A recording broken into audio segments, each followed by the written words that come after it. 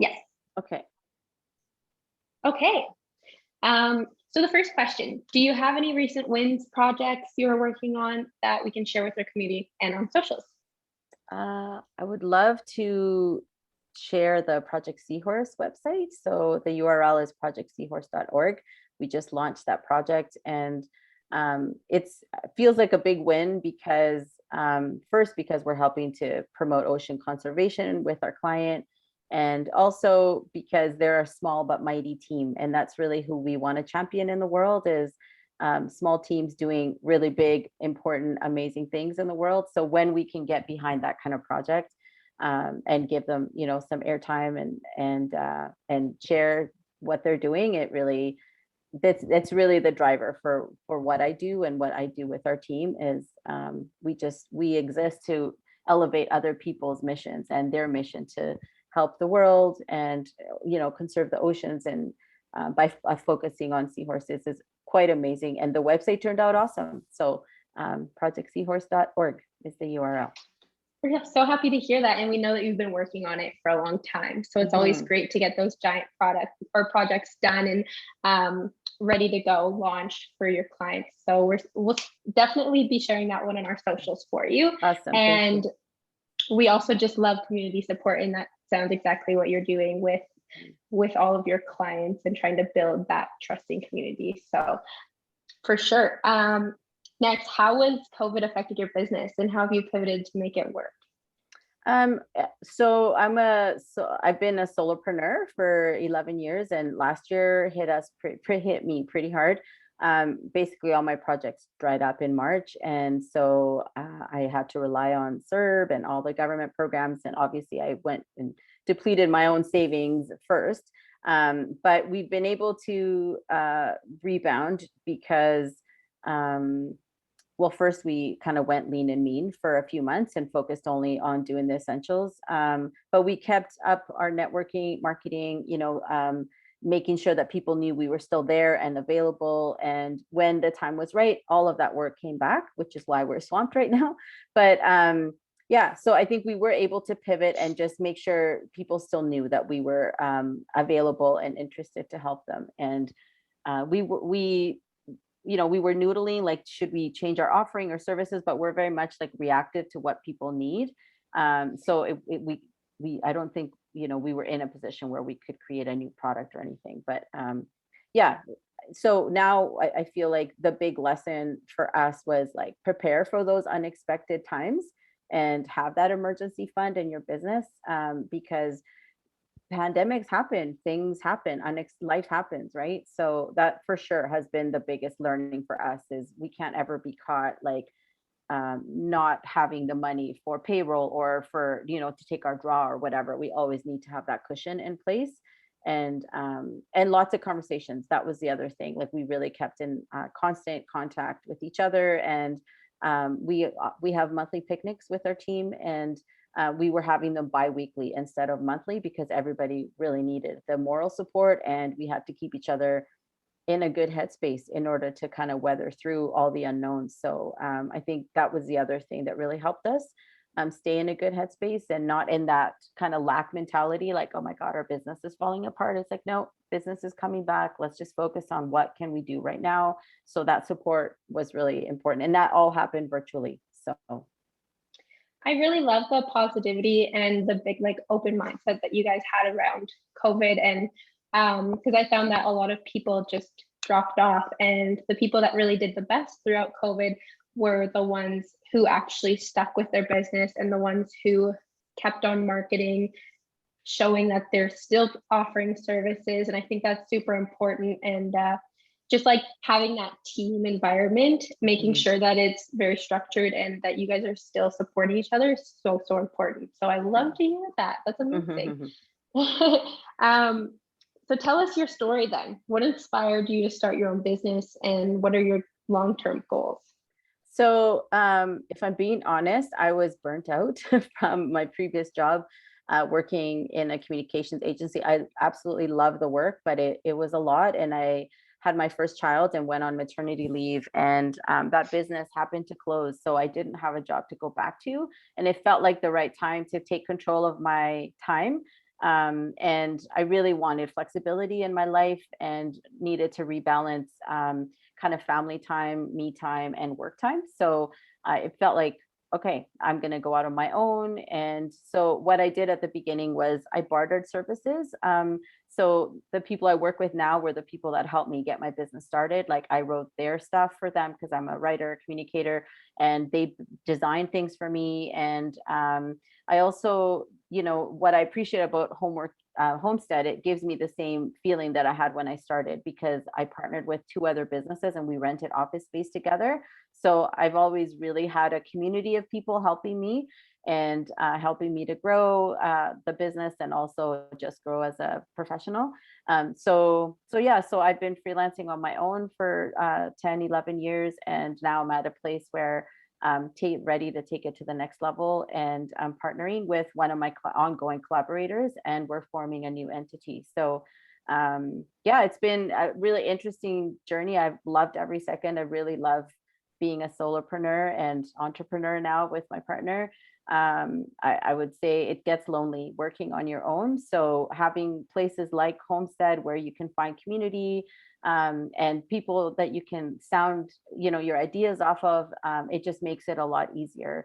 Because it is hard if you're the one making every decision about everything, like not just the client work, but also your marketing, your accounting, your everything. So the more support you can build in for yourself, whether that's formal or informal, like that's crucial. I think nobody succeeds on their own. Everybody needs that.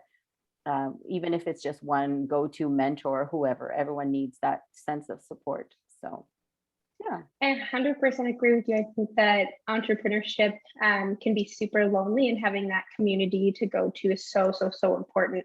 And even if it's just little bits of mentorship and small ideas from other people, they go such a long way. And having that support is just like the most important thing when you're starting a business. You should never have to do it alone, and you don't.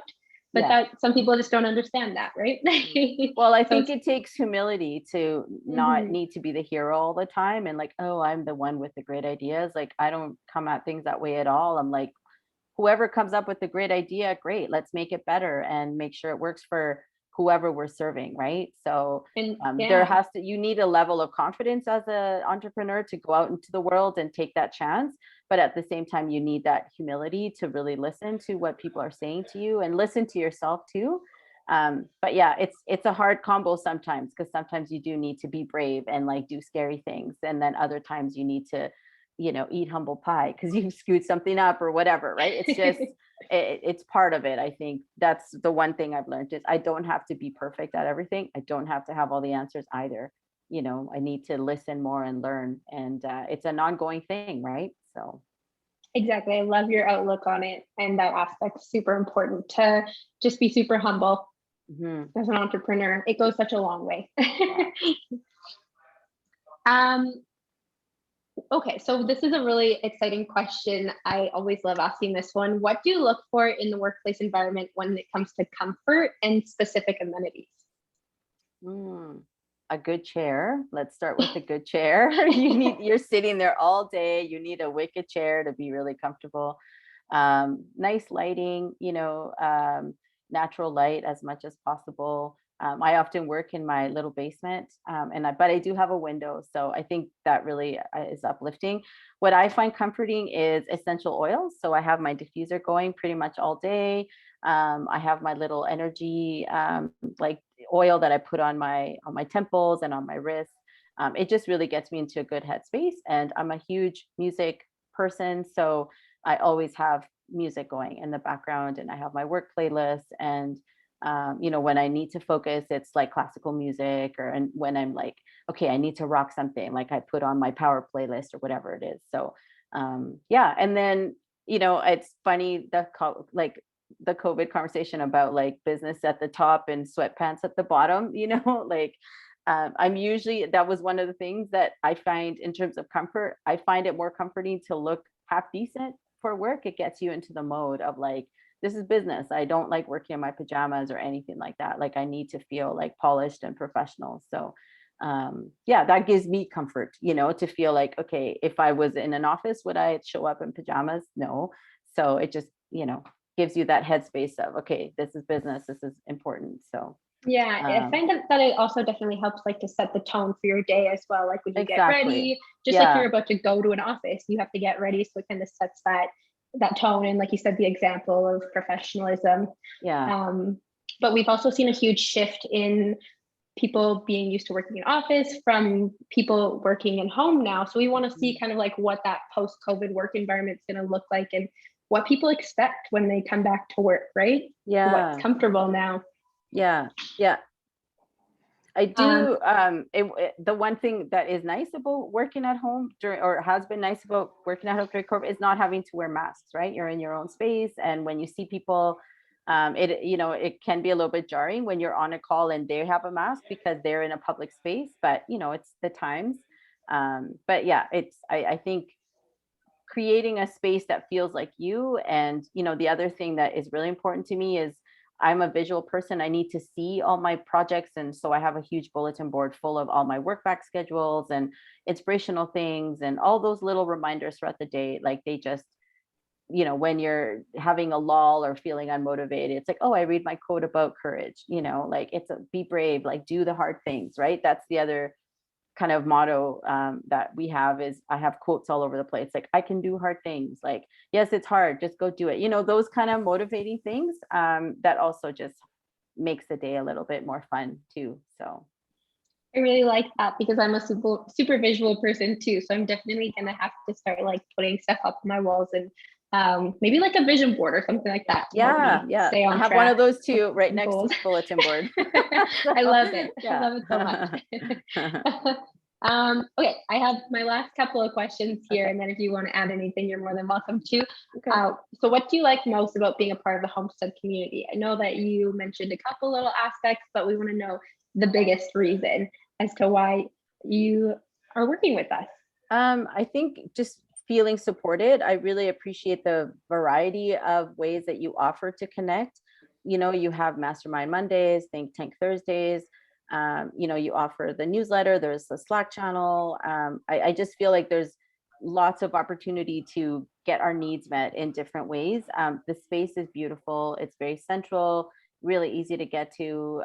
So I really appreciate that. Like I mentioned before, I love that I can bring my dog and she can hang with me and bring a little bit of joy to everybody's day at the office.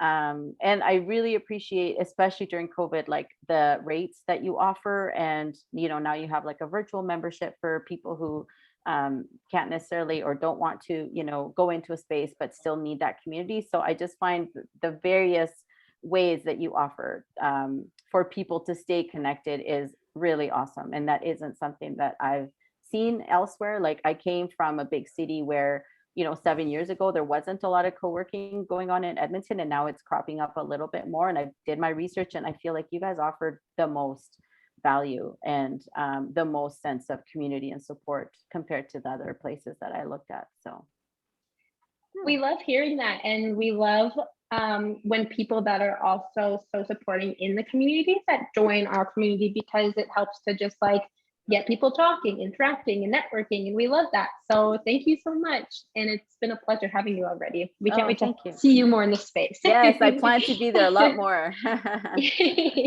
Great. And then the last question that I have to just top everything off is, what advice would you give to an entrepreneur who's just starting out? So I think the me is like, business is part like knowledge, but also part instinct. Like, you need to really trust your spidey sense, is what I call it. And when something um, doesn't feel right, like, just pause and think about it. I know that sometimes we fall in love with our own ideas and we want to just run with them, but I do think taking that moment to do a gut check and like, is this the right time for this? Do I know enough to, keep going? Do I have enough support? Like, just take the time to feel like you are making a super duper informed decision. And the other thing I would say is like, pay attention to the details, because I think success and failure is in the details. So and if your work, most people's work requires paying attention to the details, but as a business owner, like, it's especially important to know every aspect of your business and to take the time to learn all the things that you need to learn. And if you don't know something, like, find out about it. It's okay to say, I'm sorry, I don't understand that, or that's new to me. Can you explain it to me? Again, that goes back to that humility. Like, you don't have to know everything, and you have an expertise or something that obviously has inspired you to go out on your own to serve people, which is great. So that already exists, but you have so much more to learn, and it's okay to not know it all. And yeah, just I said like 5 different pieces of advice there. You asked for one, sorry. But I That's think, okay. yeah, the No, one there's thing so I would say, just many. follow your instincts, and that comes with experience, and your instinct will get louder as the more that you learn how to be a business owner, and you'll trust yourself more and more the more that you do it. So Of course, and super important. I'd rather you give 5 really good tips than just one tip. So I think that'll go a long way to all the new entrepreneurs that are watching this video. So good luck to all of you. yeah, right, Yeah. exactly. There will be failures, there will be wins, but just be prepared for all of it. Yeah, It's the only exactly. way we're going to grow. Yeah. But yeah, thank you so much for taking the time to answer these quick little bonus questions, to be a part of our interview series. And it's just always a pleasure talking to you, honestly. Oh, likewise. So, Thanks, Alicia. Thanks so thank much. This you. is really fun. So, Of course. Oops. I'm just going to stop recording. Sure.